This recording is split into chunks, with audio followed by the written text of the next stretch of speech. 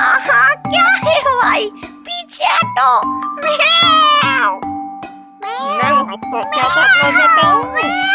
म्याऊ, हटो, ये मेरी जगह है और मुझे गुदगुदी भी करना बंद करो। मैं इधर सोऊंगा, तुम जाओ अब इधर से। अब ये मेरी जगह है, मैं आऊंगा, हटो, अब मैं इधर सोऊंगा, पीछे हटो। मामा, इधर आइए, ससुर जा रहे पीछे खड़े से।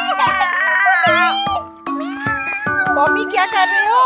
म्याऊ, हटो यहाँ से, क्यों छोटे भाई को तंग करते हो? म्याऊ। चलो हटो, पीछे हटो।